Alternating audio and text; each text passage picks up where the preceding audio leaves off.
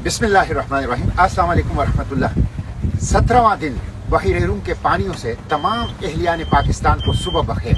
गुज़िश्ता 24 घंटों से आपसे कोई राब्ता नहीं हो रहा, न ही मेरे सोशल मीडिया प्लेटफॉर्म पे कोई अपडेट्स है, इसलिए कि इसराइल के ज़ोयनिस्ट अपार्थाइड रैशिस्ट रिजीम ने मेरा मोबाइल जाम कर दिया है और मेरा मोबाइल बिल्कुल काम नहीं कर रहा। इसलिए मैं किसी राबिते में भी नहीं हूँ पाकिस्तान से और न ही कोई अपडेट्स अपने सोशल मीडिया के ऊपर डाल रहा हूँ।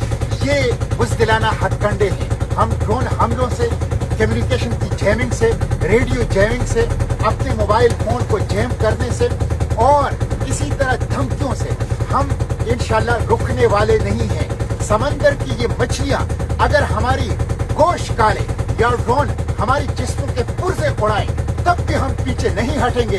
हम गज़ा जाएंगे, गज़ा की नाकाबंदी तोड़ेंगे, इमदाद पहुंचाएंगे और इस जेनोसाइड को रोकेंगे और इस जेनोसाइड के जो जिम्मेदारान हैं उनको कैफिर किरदार तक पहुंचाएंगे।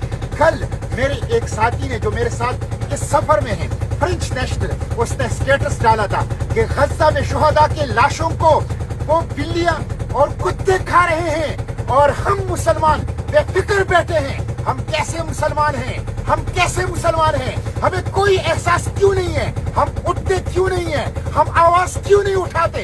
हम कदम क्यों नहीं बढ़ाते?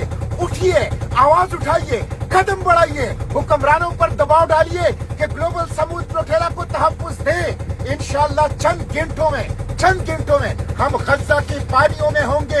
हम गिरफ्तार होते हैं या कत्ल होते हैं, हमें कोई परवाह नहीं है, लेकिन हमें खुशी है कि हम गज़ा के लिए निकले हैं और हम गज़ा पहुंच के रहेंगे। इसलिए आपसे अब कोई राब्ता नहीं होगा कि मेरा मोबाइल जैम हो चुका है, मेरा मोबाइल हैक हो चुका है।